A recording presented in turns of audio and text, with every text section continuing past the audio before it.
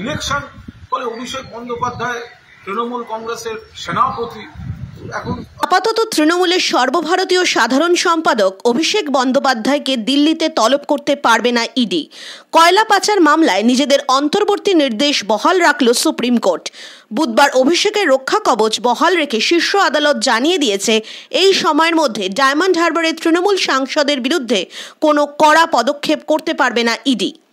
আগামী 10ই জুলাই এই মামলার পরবর্তী শুনানি। আর এই প্রসঙ্গে তৃণমূলের কুণাল ঘোষ কি বলছেন শুনে নিন। 22 সালের মার্চ মাসে শ্রীমতী বন্দ্যোপাধ্যায় রুজিরা বন্দ্যোপাধ্যায়কে ডেকেছিল 23 সালের সেপ্টেম্বর মাসে। তারপর থেকে তাদের ডাকাডাকির কোনো বিষয় নেই এবং তারা দুজনেই কোঅপারেট করেছেন ইডির সঙ্গে। সেটা কিন্তু আজকে অ্যাডিশনাল সলিসিটর জেনারেল যারা ইডির বিহাফে আজকে সুপ্রিম কোর্টে অ্যাপিয়ার করেছেন তারাও স্বীকার করেছেন যে অভিষেক বন্দ্যোপাধ্যায় এবং রুজিরা বন্দ্যোপাধ্যায় কোঅপারেট করেছেন।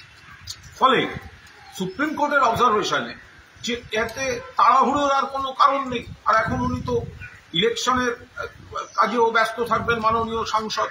ফলে এই মামলাটি 10ই জুলাই 2024 অর্থাৎ ইলেকশনের পরে নেক্সট ডেট ফিক্স করেছেন সুপ্রিম কোর্ট এবং তার আগে যে ইন্টারিম অর্ডার ছিল সেটাই জারি থাকবে। অলমোস্ট একই অর্ডার অভিষেক বন্দ্যোপাধ্যায়ের সচিব সুমিত রায়ের ক্ষেত্রেও কার্যত একই অর্ডারই প্রযোজ্য এবং 10ই জুলাই 2024 অর্থাৎ ভোটের পর অভিষেক বন্দ্যোপাধ্যায় তো বলেছেন তিনি সবে জড়িত নন, এতে তো রাজনৈতিক কারণে ডাকাডাকি হচ্ছে।